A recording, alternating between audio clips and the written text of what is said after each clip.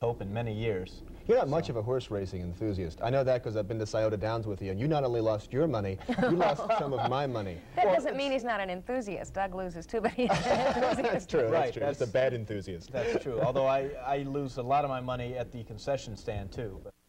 Sweep 3 from the Cubs. The Cubs' magic number is still 3. And that is bad news for Jim Ganol, who has been waiting. And Larry, you're a Cub fan. And Jim Schroeder, who's out there somewhere yelling. Are they going to nail down the East or what? Eventually. All the Mets have to do is lose.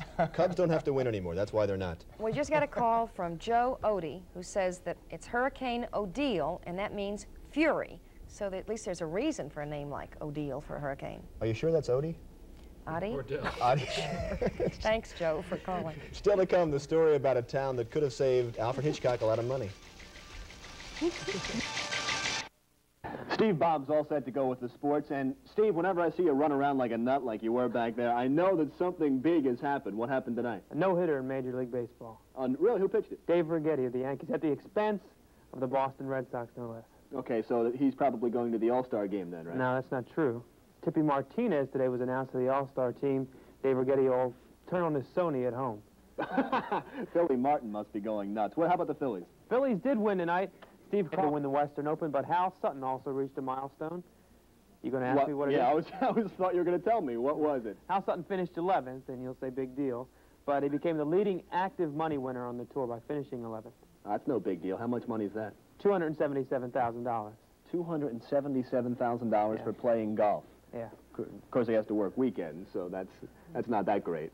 Would you trade him? Yeah, I probably would. I don't know if you went to see fireworks tonight, but perhaps the biggest, well, probably the biggest fireworks display was in Hawaii, of all places. Country out of war. And Larry, you found a cemetery today where many young people, young men from the war between the states were killed and buried needlessly. Right, we've been doing mostly happy stories from the hilltop. But as you said, I want to take you to a sad spot right now, a sad spot where people come from miles around from the deep south to mourn.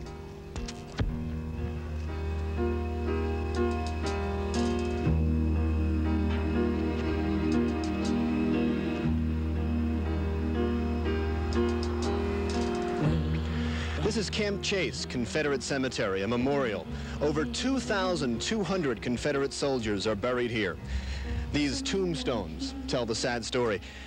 Just imagine Charles Dudley here, dying at the ripe age of 17 from dysentery or malaria or malnutrition in a crowded cell filled with rats. You see, this used to be the Camp Chase prison, a Union prison. All of these boys, these 2,000-some boys, died at Camp Chase in their unsanitary, overcrowded conditions from disease or from being beaten by the guards. You see, Camp Chase had such a horrible reputation that it was torn down in the mid-1800s. Later, in 1922, this memorial cemetery was put on the spot. And you know, when you think about it, it's a good thing, because most memorials glorify war and its battles. But at least one, this one on the hilltop, shows war for what it really is, as being horrifying and senseless.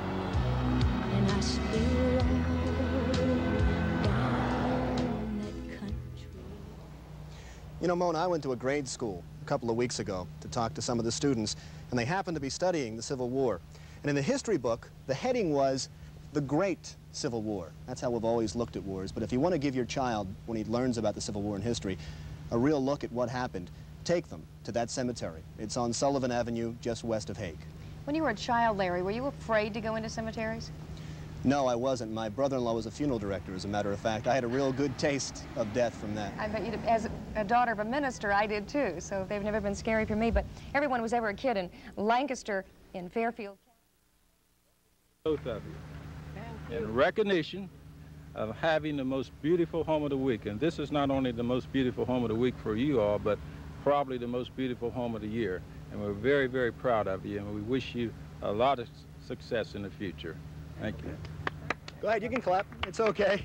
They have a lot of people over here. The Browns are very happy. I want to talk to Solomon for 1 minute. Solomon, you're going to be 92 in a couple of weeks. Now, I always am wondering, because I'd like to live to be that long, how do you do it? Just continued doing some work. I continue to do something every day out on the lawn somewhere. Yeah. Okay. Do you drink? Oh, no. Do you smoke? No. You chase women? No. Well, a second ago you told me you won't do it on camera. You had your wife all upset. Mona, some very proud people out here with the most beautiful home of the week in the Hilltop. And it's a beautiful lawn, too. Mr. Brown does a good job with that. Oh, he works constantly. Congratulations to them. Next on 5. Larry Mendte out there in the Hilltop. I'll ask you, Larry, have you heard Reinhardt's Mountain yet? I have heard it a couple of times. I listen to WCOL. The thing that got me, though, is this precedent setting? Do we have to ask for permission from now on when we want to make fun of Doug and Mona? I don't think so. I hope not.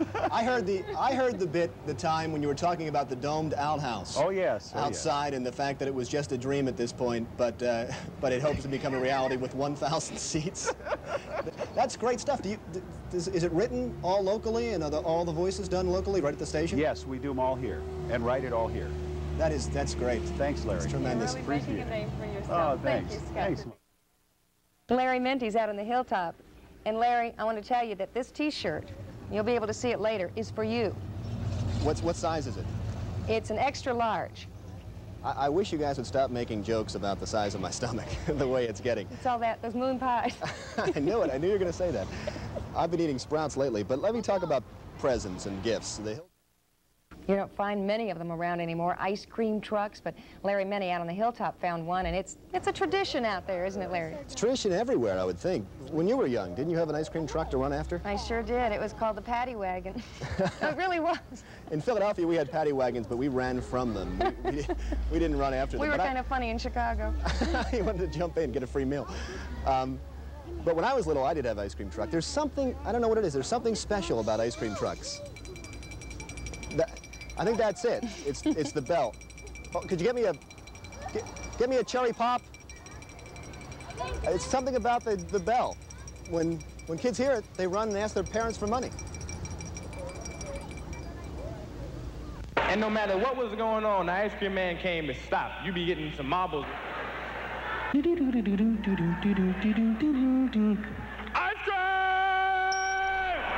Ice cream!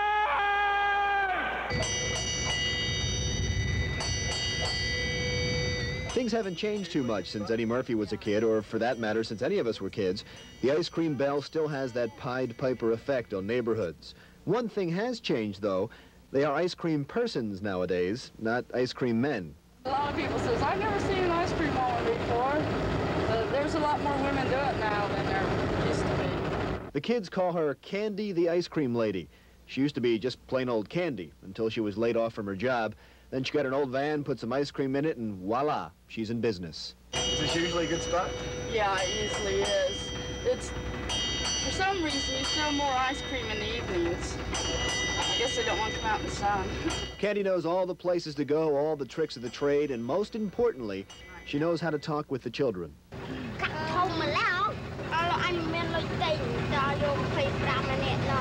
Of course, it's easy when you know the international language of ice cream.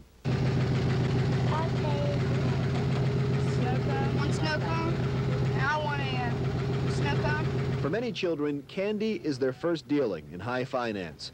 They find out that a quarter and a dime and a nickel buys a Bop Pop. 2 quarters gets a Golden Crunch bar.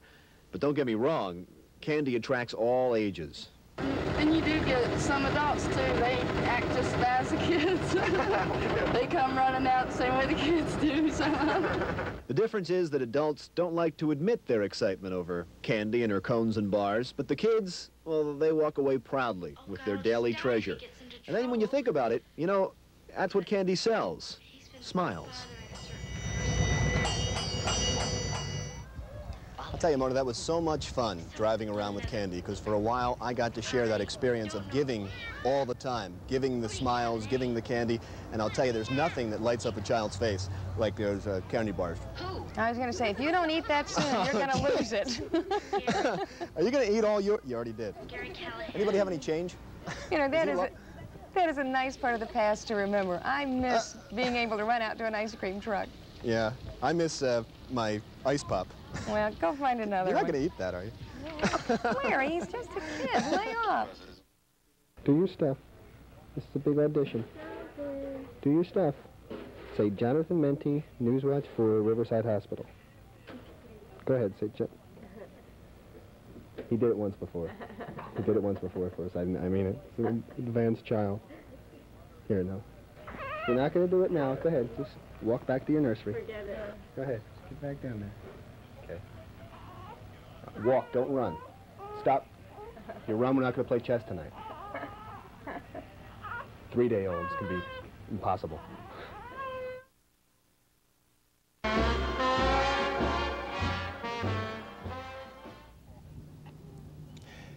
Nick, I don't know what it was with Nick, but when Nick saw the pictures of those poodles, he was licking his chops. You feed him poodles? Is that the idea? I want to show you what kind of a marvelous way I have with dogs. I have a way with dogs. It's called fear. Let me show you. Come here. Get up, Nick. Come on. Come on, Nick. Sit up. Up here, Nick. Go ahead. Lay there, Nick. Just pan a lot. I know, you trained him to do that, not to stand up when you told him to, right? I trained him to ignore me. As Bruce, a photographer out here, was saying, he ignores me like everybody else does. You don't have a dog, do you, of your own? Yes, I do, as a You matter do? of I fact. didn't know I have that. a dog. It's uncontrollable. As a matter of fact, what I'd like to do one day, in the 11:30 show, of course, Yeah. we have Adopt a Pet. Yeah. I'd like to put our dog up. Oh. One day, I'd like to bring it in and sit there. I know you have a new baby at home, and I didn't know you had an uncontrollable dog. We have an Old English sheepdog who requires constant brushing. I'm talking every night. Go see Ruth Ann. Well, I'm thinking ours is looking awfully shaggy. Maybe I ought to visit Ruth Ann. The only problem is it will probably come back looking like a poodle, if you don't mind that. I don't know if I can live with that. Thank you, Larry. Before you adopt, that about wraps up our 5:30 for this evening. We thank you for inviting us in. And Larry, you're still trying to catch that fish. I thought I'd come back here. I don't know if this is a practical joke or not, but these kids swear that there are fish in here. One guy said he caught 15. And I don't know if I'm being taken, but I'm going to keep trying. I found out, it's hard to believe there's any fish in here because it seems like it's a little bit polluted, this pond. But I was told that if you use hot dogs, something that's rich in preservatives and chemicals, that you can catch the fish that are in here. No, Because they're seriously. used to pollution, huh? Yeah, seriously, there are catfish in here. Catfish, did you tell me? Catfish and bluegills. And you eat these things? Bluegills, carp, bass, at least that's what they tell me. I think they just are... This is a practical joke, as I said. Tomorrow, by the way, we are going to be at Don Scott Field. This is our last day at the Hilltop. We've really enjoyed it. What a place to kick off the 5:30 show. Thanks to all the people around here. Tomorrow, we're going to Don Scott Field. We're going to do a live story from inside a C-130 military transport. This place is like a small building that flies. Yeah. You fit tanks in there. So should be fun tomorrow. Sounds like it. Larry, I'll tell you and tell Mona at the same time, people at the State Fair today wanted you both to know how much they are enjoying the new 5:30 program. Oh, good. Thank you. Okay. At the fair, and I was signing one of the Discover Columbus posters for him, and he looked up and he said, "Are you the governor?" No. That was kind of nice. But although I guess I'd rather been recognized. Officials at Don Scott Airport are not very happy with the city these days. Despite the airport's protests, the city continues to allow developers to put up houses and apartments very near the airport. And our Larry Mendte is live at Don Scott today. And Larry, the airport certainly is concerned about the safety of the nearby residents. But what about the residents? Are they worried about safety? No, Governor. Yeah. Darn. No, Doug, surprisingly not. You look at at those houses out in the distance, transport, and when we come back, I will be behind the wheel in the cockpit of that plane. Yeah. Larry, the next time you're downtown, stop in the State House and say hello. I will. Can I come by the mansion? Do you mind? Sure. No, we'd be glad to have you. Still to come on 5. Yet with all those overt efforts, no high-tech or durable good industry has moved in. What's the problem? Why isn't there one? Well, I don't think it's a matter of a problem at this time, action grant money. There's been a lot of discussion lately about the possible silver lining in the June 3rd tragic fire, although it might seem callous to talk about opportunity in a fire where so many businesses were destroyed and a man died. Some see that as the key to redevelopment in the city. Was quoted in a June 3rd article. William Kurt said the fire could be an inducement to rebuild the entire downtown. Do you go along with that? Well, that's a very broad town area. Yet does this provide the opportunity? It provides more opportunity, revitalization. For 3 years, but does the fire now speed up any move that might be taken? Well, let's just say that it must be addressed. If I may follow up, it seems like what you're talking about, though, is years of study, or at least a year of study, longer than some people in the area might want to wait. In the meantime, charred buildings stand there, and there's been complaints of rats in the area. Doesn't something have to happen faster than that? Is there time for that much study? No, and I'm not even suggesting that. You were talking about Cumberland Street going. We're taping this report just after 1 o'clock at a senior center in Nashua, New Hampshire. Gary Hart is expected to be speaking up there a little bit after 1:30, and already the place is just about packed. That's because in New Hampshire, it's almost become a hobby around primary time to try to get out and see all of the presidential candidates. I've seen Gary.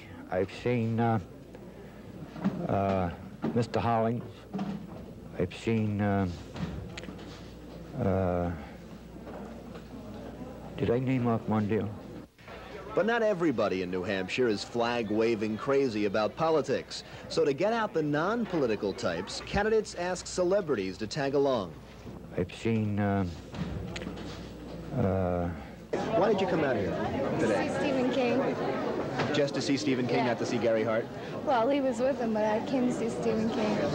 And she got what she came for. The best-selling author has been traveling all around New Hampshire, autographing his books, getting people to come in and listen to Gary Hart. The answer, my friend, is blowing in the wind. Singer Arlo Guthrie has been holding benefit concerts for George McGovern, and the list of celebrities goes on and on.